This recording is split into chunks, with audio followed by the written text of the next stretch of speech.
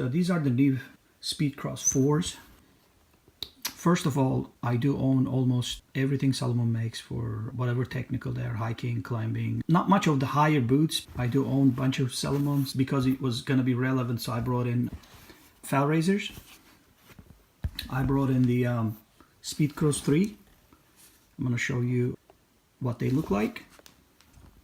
I brought in my XA Pro 3D Ultras. I do really bruise them.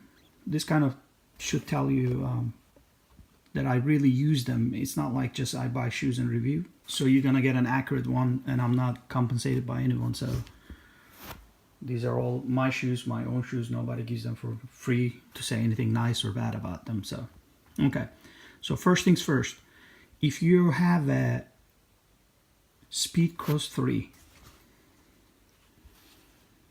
and you want, let's say they're in bad shape and you need a new one, and you want to go with SpeedCross 4.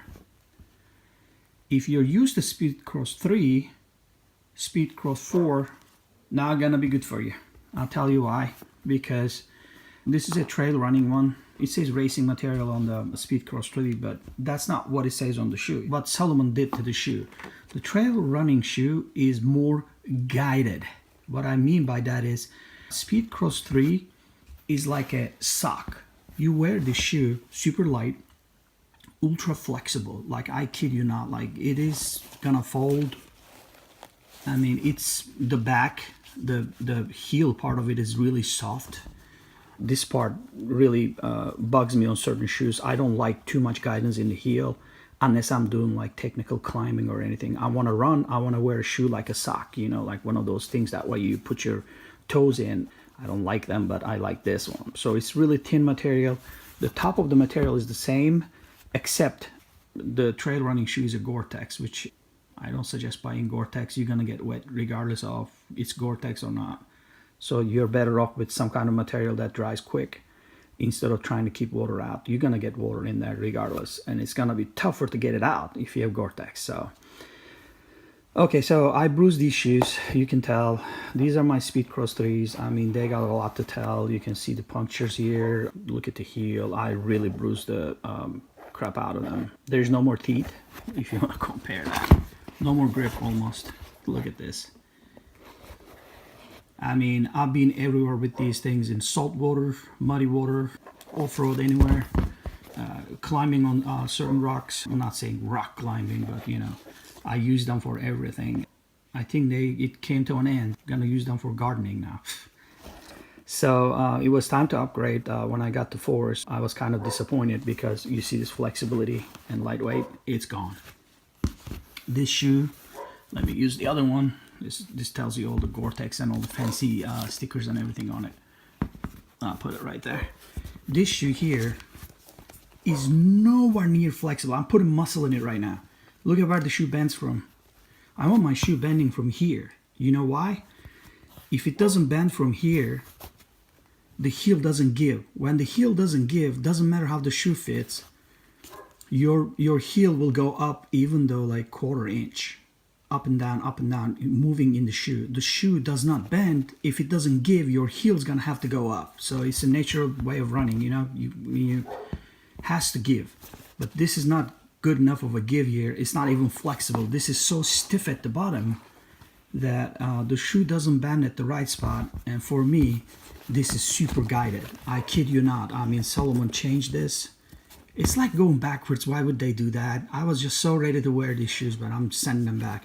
To get another one, obviously. I need some shoe to run. I got my fat races, but they're not like really runners. This is so guided, like it's almost uncomfortably guided. Like, I'm not gonna do rock climbing with this. I know, I understand that it has to have a stable heel for trails, but this is extremely guided. I don't know why Salomon would do this. I mean, this was like one of their best sellers.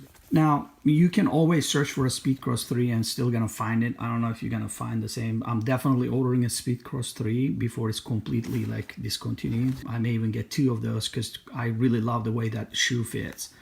So the 4, like I said, the bottom is completely stiff. This part is like not even bending. I kid you not. Obviously the material is a little thicker, feels a little stiffer It's not as soft like SpeedCross 3 because it's Gore-Tex. Gore-Tex may come handy if you have like little water, but if you live in Florida, you know you're gonna dip in water ankle deep at any point. So I really not care about Gore-Tex. I really don't care if my feet gets wet, but if you think that you're gonna just step in some puddles and get off, Gore-Tex is fine because it'll keep the water out. But if you're gonna go in ankle deep, water's gonna get in there regardless it's Gore-Tex or not. So who cares about if it's Gore-Tex? So if you can save on that, go for the regular one. So if you don't like guided shoes, meaning shoe will not take the shape of your feet. Your feet has to fit in the shoe, which is like a terrible idea if you're gonna do a lot of runnings. As far as the cushion goes, it feels good. It's almost the same thing. I mean, they just changed the way lightweight muscle. It's kind of like, I can tell the difference, man. This thing is like much lighter. My SpeedCross 3s are like super lighter, and this one is a little heavier on the side. I don't want to get into like too much details about the weight. I mean, obviously it's negligible probably, but you can still feel it. If you're gonna run a marathon, obviously in the woods, it may matter for you. So the locks work great. Obviously this is like a very innovative system. I still love it. I really don't care about other kind of ties. I actually like dread tying my other shoes if I have regular sneakers too, obviously, but I really look for these. This is a very innovative system. The problem is one of them don't even work out of the box. That's another reason that I'm returning it. It gets stuck halfway. Inside is Ortholite. It's thin, but it works perfect. So you do really not need anything else in there. Just use what comes with it. The design is pretty similar, obviously. You can see the 3, you can see the 4. Shoelace is kind of red on this one. The tone of the shoe is a little more, I want to say like puffier, so it's kind of bulkier here when you put your shoe on. This is a little thinner, and I like the way it fits. Actually, it's much softer material right here, so I really don't care for Gore-Tex. I kid you not, like it has up a lot of weight. Obviously, the visibility marks are like same here. You can just see in the dark a little bit. The back of the shoe, they're coming from O to S and all that. So.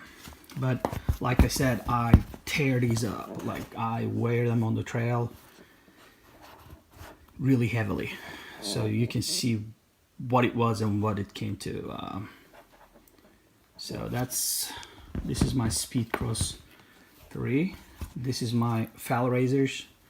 I'm loving this shoe. Fall Razor is like one of the best. They discontinued. I don't know why they keep discontinuing the shoes I love.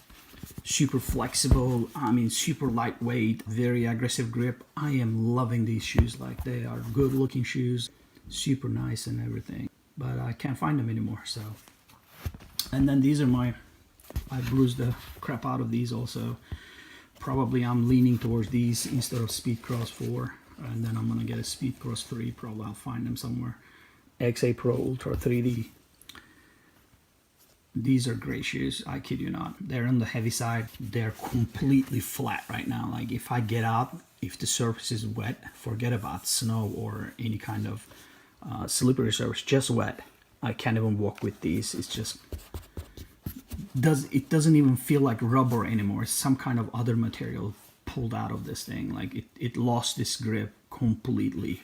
I wear them for gardening, like I said, you know, cleaning the dog crap from the yard or just mowing the yard and all that. So I keep throwing them in the washing machine and they're coming out like clean, at least not super functional. But so getting back to our SpeedCross 4, you can probably find these under $100 right now. I got them for $92 on Amazon. Make sure the retailer is real. Don't buy these knockoffs. These shoes last you forever. I mean, like I said, you don't want to save on these and trying to buy a $20 Chinese knockoff. So you're gonna pay about 90 to 110 to 120. If it's too good to be true, you know that's not real. So be careful with those. Buy it from an authorized retailer. All right, well, that's it. If you have any questions, let me know, and I will try to answer them for you. So it'll probably help you.